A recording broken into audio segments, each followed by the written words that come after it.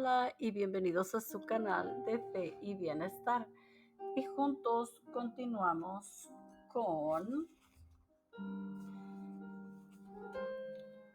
este maravilloso libro de consagración a San José, las maravillas de nuestro Padre Espiritual, del Padre Donald H. Calloway. La función de San José de ser esposo y padre adoptivo nos ofrece un testimonio de la dignidad que tiene la paternidad. Hoy les voy a leer sobre Padre nutricio del Hijo de Dios, ruega por nosotros, y también les voy a leer Padre Virginal de Jesús, y vamos a rezar las letanías de San José y el memorare a San José. Bueno, empezamos con el Espíritu Santo. La función de San José de ser esposo y padre adoptivo nos ofrece un testimonio de la dignidad que tiene la paternidad. El venerable José Mincensti dijo eso. Los cristianos utilizan muchos términos para describir la paternidad de San José. Es llamado padre adoptivo, legal, padre putativo, padre espiritual y virginal de Jesús.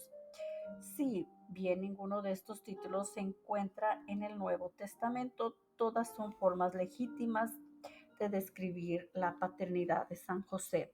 De entre estos títulos, el de padre adoptivo es el más común, y la razón es que en la antigua tradición judía, el nombre que se le ponía al niño era responsabilidad legal del padre.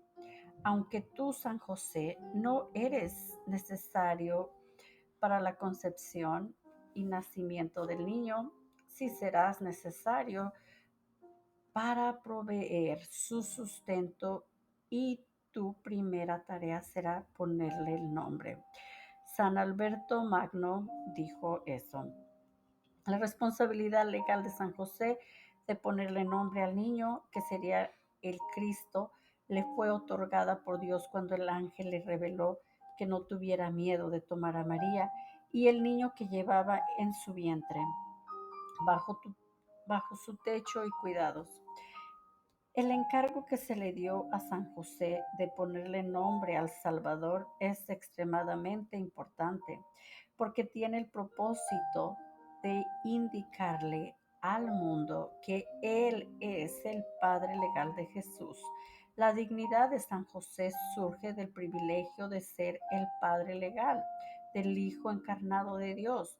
Por lo tanto, aquí hay un hombre a quien el Hijo de Dios llama Padre, uno a quien él, Jesús, sirve y obedece, y ante quien se arrodilla para recibir la bendición paternal. San Pedro Julián Imar dijo eso. El rol de San José como padre adoptivo de Jesús podría parecernos como algo meramente contractual, pero el título en latín nos brinda una reflexión más profunda del rol que tuvo San José, ya que Filii Dei Nutritiae, padre adoptivo, literalmente significa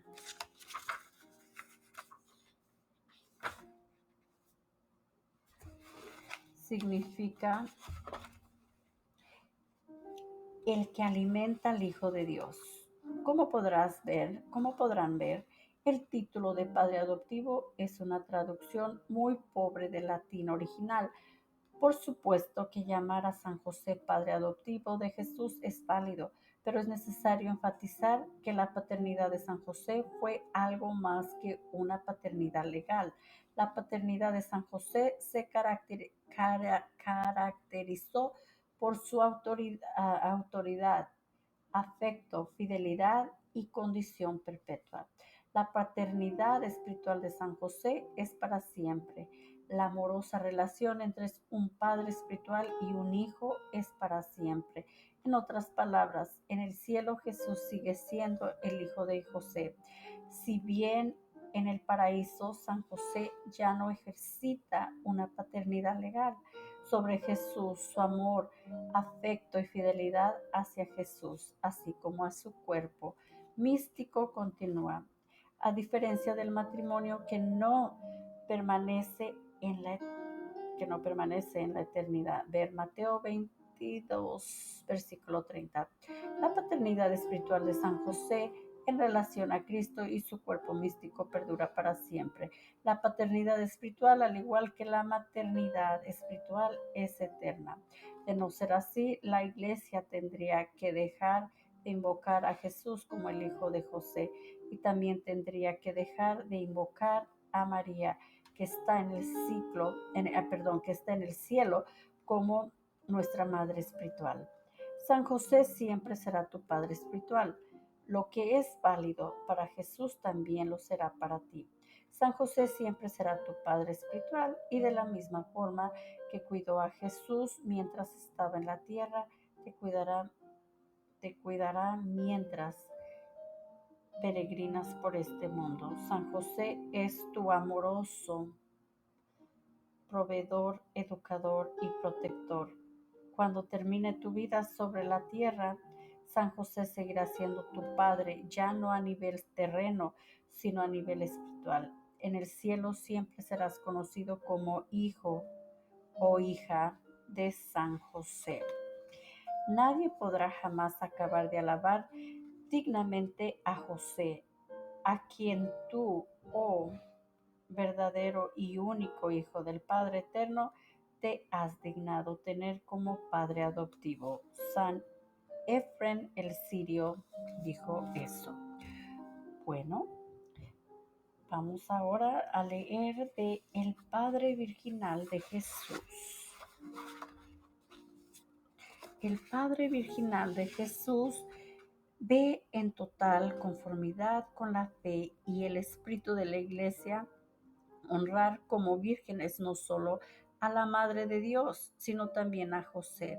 San Pedro Damián, la Madre de Jesús es virgen, posee una virginidad perpetua desde el principio. La perpetua virginidad de María ha sido una enseñanza muy importante del cristianismo, que tan importante, bueno, en el siglo XIV, un obispo llamado Bonoso de Liria, un territorio que hoy forma parte de Albania, Croacia, Serbia, Bosnia y Montenegro. Fue reprendido por sus hermanos obispos y despojado de su episcopado por enseñar que María y José tuvieron más hijos después del nacimiento de Jesús. El papa de aquel tiempo, San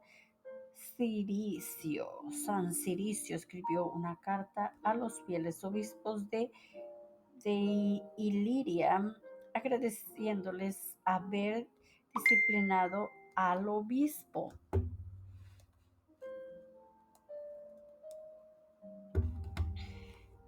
Descarriado diciendo: ciertamente no podemos negar que tuvieron razón al corregir la doctrina sobre los hijos de María, y tienen razón al rechazar la idea de que cualquier otro hijo pudo haber venido del mismo vientre virginal del cual nació Cristo según la carne. La doctrina de la perpetua virginidad de María es una enseñanza tan importante del cristianismo que el Papa San Martín primero le declaró dogma de fe en el concilio de Letrán en el año 649. Con esto en mente, ¿sabías que hay una tradición en la Iglesia que afirma que San José también fue virgen desde siempre? Es una tradición que se ha adherido y ha sido promovida por santos místicos y papas durante siglos. Antes de profundizar en esta tradición, es necesario abordar abordar las objeciones comunes que con frecuencia surgen en contra de la virginidad de María, y con ello irá emergiendo un panorama más claro de la virginidad de San José. En primer lugar, Algunos han afirmado que los pasajes del Nuevo Testamento que se refieren a los hermanos y hermanas de Jesús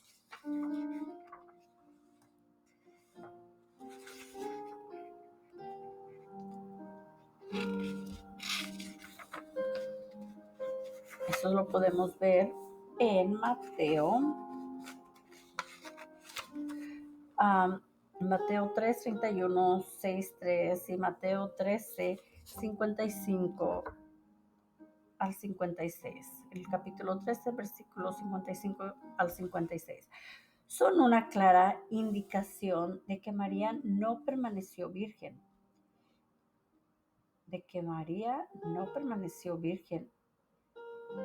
Son una clara indicación de que María no permaneció virgen. A primera vista, estas afirmaciones parecían contradecir la perpetua virginidad de María, así como cualquier posibilidad de que San José fuera virgen. Sin embargo, el catecismo de la Iglesia Católica nos proporciona una respuesta concisa a esta cuestión, afirmando: la Iglesia siempre ha entendido estos pasajes como no referidos a otros hijos de la Virgen María. En efecto, Santiago y José, hermanos de Jesús, ver Mateo 13, 55, capítulo 13, versículo 55, son los hijos de una María discípula de Cristo.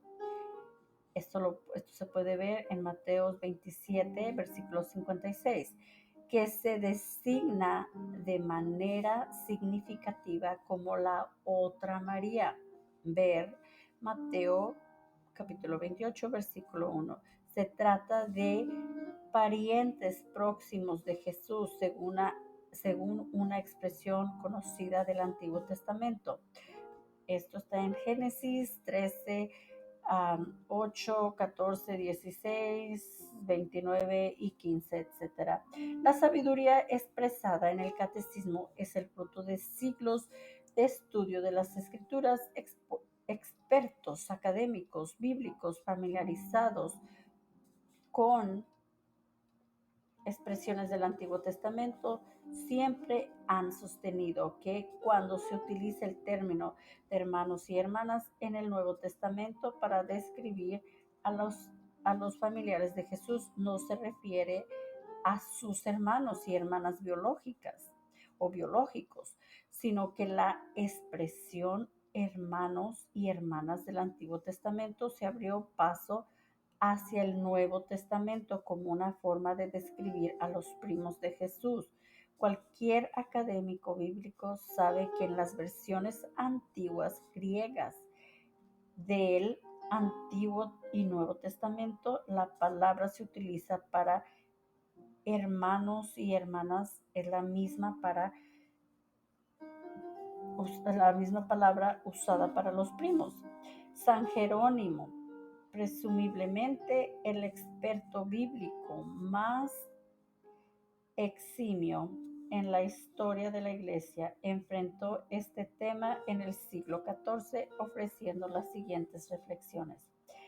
Ciertas personas que siguen los desvaríos de los escritos apócrifos fantasean de que los hermanos del Señor son los hijos de José y de otra esposa e inventan una cierta mujer, Melcha o Escha, como está contenido en el libro que escribimos en contra de el vídeo. Entendemos como hermanos del Señor no a los hijos de José, sino a los primos del Salvador, hijos de María, esposa de Cleofas, la que fue tía materna del Señor, de quien se dice era madre de Santiago el menor, de José y Judas. Ellos, según se lee, eran llamados hermanos del Señor en otros pasajes del Evangelio.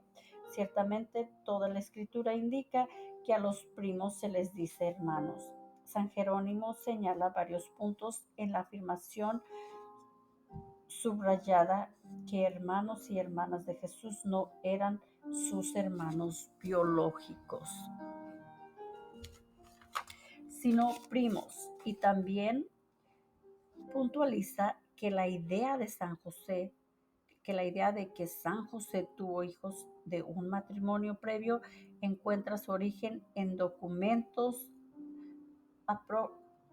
apócrifos, o sea, no canónicos y no aprobados.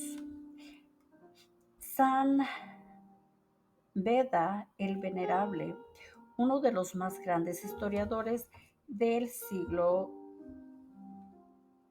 VIII, hace eco de los pensamientos de San Jerónimo.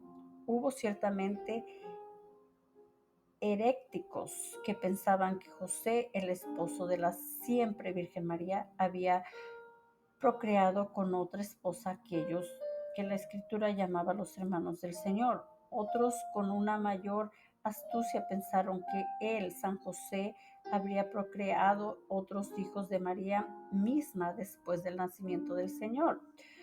Pero mis queridos hermanos, sin ningún temor a esta cuestión, debemos saber y confesar que no solo la Santísima Madre de Dios, sino también el más santo testimonio y guardián de su castidad, permanecieron libres de absolutamente cualquier acto marital. En el lenguaje bíblico, los hermanos y hermanas del Señor se llama no a los hijos de María y José, sino a sus familiares. San Jerónimo y San Beda saben de lo que están hablando.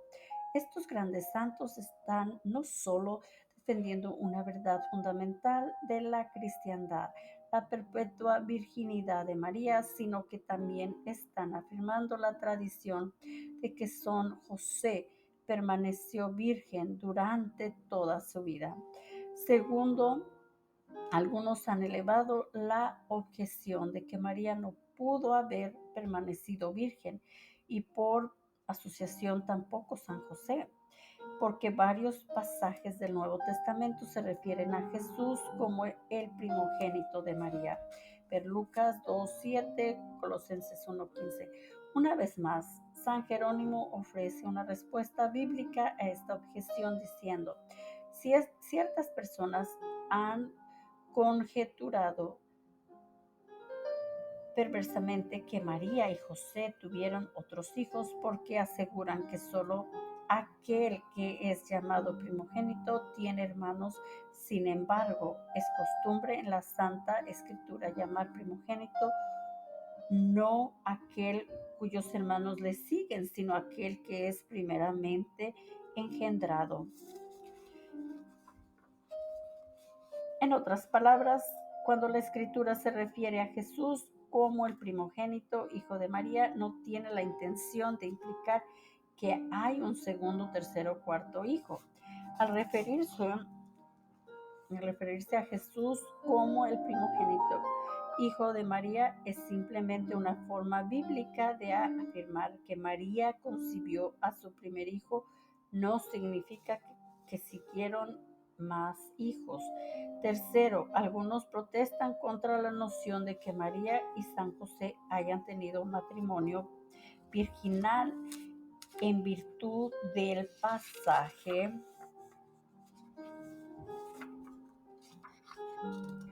del Evangelio de Mateo, que afirma que José no conoció a su esposa hasta que Jesús nació. El pasaje dice,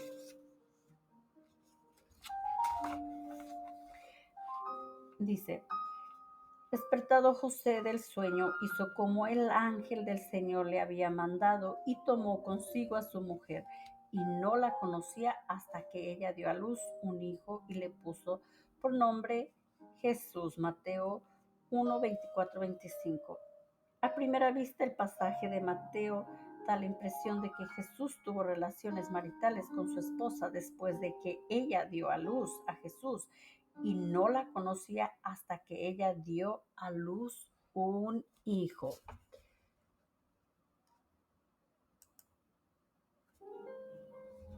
Sin embargo, como lo han afirmado a lo largo de los siglos los académicos, santos, papas y teólogos, el uso de la palabra hasta en la escritura no necesariamente significa que una acción subsecuente ocurriría en el futuro. Santo Tomás Aquino, el más grande teólogo en la historia de la cristiandad, atacó este tema de particular en su Suma teológica escribiendo: hasta no necesariamente tiene un sentido temporal determinado. Cuando el salmista dice: así nuestros ojos en Yahvé, nuestro Dios, hasta que se apiade de nosotros. Esto no significa que una vez que hayamos obtenido misericordia de Dios, quitaremos los ojos de él. Hay muchos otros pasajes de la Escritura que afirman que el uso de la palabra hasta no implica necesariamente que seguirá una acción. Segunda de Samuel, capítulo 6, 23, y Mical, hija de Saúl, no tuvo ya hijos hasta el día de su muerte. Eso significa que Mical tuvo hijos después de haber muerto. Por supuesto que no. En primera de Timoteo 4, capítulo 4, versículo 13, hasta que yo llegue, dedícate a la lectura, a la exhortación, a la enseñanza. Significa que Timoteo debe de dejar de predicar a Jesús después de la llegada de Pablo. Por supuesto que no. En primera de Corintios 15, 25, porque debe el Cristo reinar hasta que ponga a todos sus enemigos bajo sus pies. ¿Eso significa que el reinado de Cristo terminará? Claro que no. Mateo 1:25, y no la conocía San José hasta que ella dio a luz un hijo y le puso por nombre Jesús. Significa que San José tuvo relaciones con María después de que ella dio a luz a Jesús. Claramente que no. La consistente enseñanza y tradición de la Iglesia es que María y José vivieron un matrimonio virginal. Su matrimonio virginal perpetuo dio como resultado un hijo virginal perpetuo, Jesucristo. La doctrina de la Iglesia sobre el matrimonio virginal de María y San José es la base de la tradición de que San José siempre fue virgen. De hecho, la tradición que afirma que San José fue perpetuamente virgen también afirma que San José, de una forma semejante a María, había hecho un voto de virginidad a Dios en su juventud.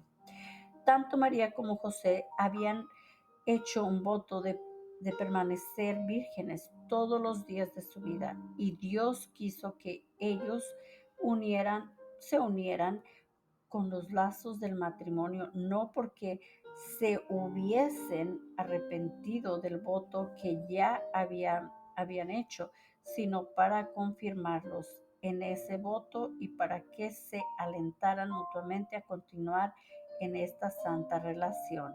San Francisco de Sales dijo eso. De tal forma, María le pertenecía a José y José a María, que su matrimonio era muy real porque se entregaron el uno al otro, pero ¿cómo pudieron hacerlo? He allí el triunfo de la pureza. Recíprocamente ofrecieron su virginidad y además se otorgaron un derecho mutuo. ¿Qué derecho? El de salvaguardar la virtud del otro. San Pedro Julián Imar dijo eso. La idea de que San José era un viudo que llevó hijos de su primer matrimonio a su matrimonio con María nunca ha formado parte de la doctrina oficial de la Iglesia Católica porque es opuesta a la tradición dominante de que San José fue permanentemente virgen. Es muy importante recalcar que la idea de que San José era un hombre previamente casado, padre de otros hijos engendrados con su primera esposa, así como la afirmación de que era un hombre ya mayor cuando se casó con María, se origina de fuentes apócrifas, no aprobadas. En ocasiones la Iglesia se ha valido de las fuentes apócrifas para establecer fiestas litúrgicas. Por ejemplo, la fiesta de los padres de María, San Joaquín y Santa Ana, pero estas instancias son raras y solo son reafirmadas por la Iglesia cuando van de acuerdo con la tradición. No se puede negar que algunos padres de la Iglesia, especialmente en el este, escribieron favorablemente que San José hubiera tenido un matrimonio previo e hijos. Sin embargo, esto de ninguna forma significa que la Iglesia acogió sus ideas a promo- o las promovió como una enseñanza oficial.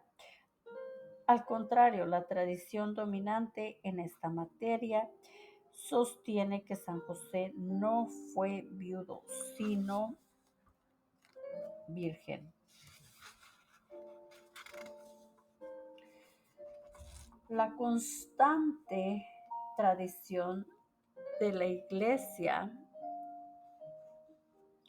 sostiene que San José vivió una vida de castidad consagrada.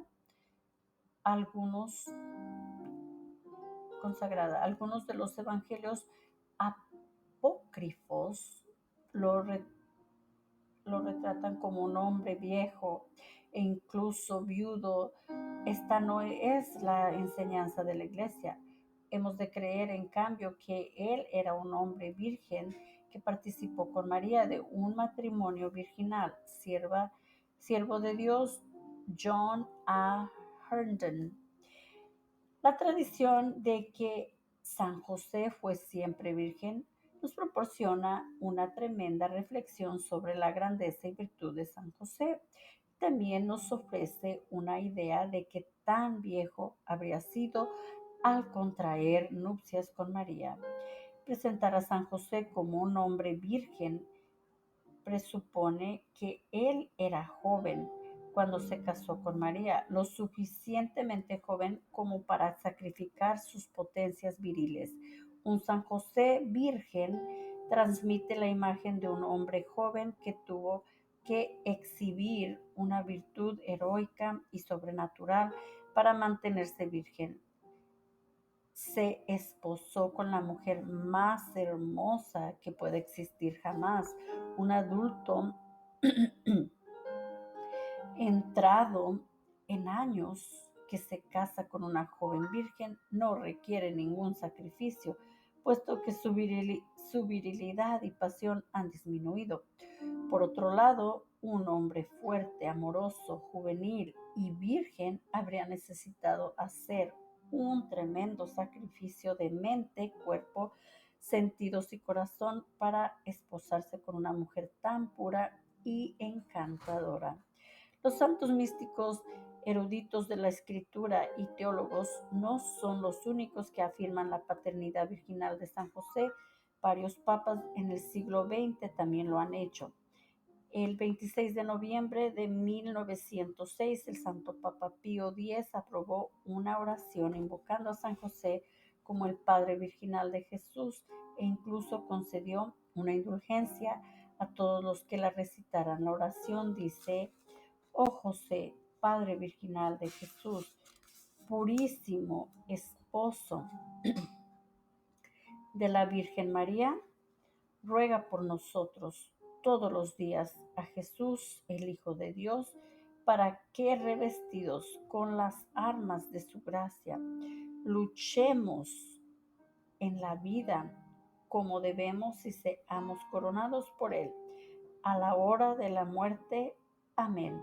El 4 de mayo de 1979, el Santo Papa Pablo VI, hablando ante un grupo en Francia, afirmó que María y San José vivieron un matrimonio virginal y llegó al grado de presentar una imagen de San José y María como los nuevos padres de la humanidad, un tipo de nuevo Adán y nueva Eva. Él dijo, mientras que Adán y Eva fueron la fuente de la maldad que se desató en el mundo, José y María son el pináculo desde donde se esparce la santidad sobre la tierra. El Salvador comenzó la obra de salvación mediante esta virginal y santa unión. Piénsalo, si Dios confió a la Virgen Eva al cuidado de su esposo virginal Adán, ¿por qué habría de ser diferente entre María y San José? María y San José son mucho más grandes que Adán y Eva. A diferencia de nuestros primeros padres, Adán y Eva, la unión virginal de nuestros nuevos padres, María y San José, no resultó en la caída de la raza humana, sino en la elevación de la humanidad. La unión virginal y amorosa de San José y María conduce a nuestra redención. La unión virginal, la unión virginal produjo un hijo virginal, Jesucristo, el Salvador del mundo. La tradición católica siempre ha enseñado que el amor virginal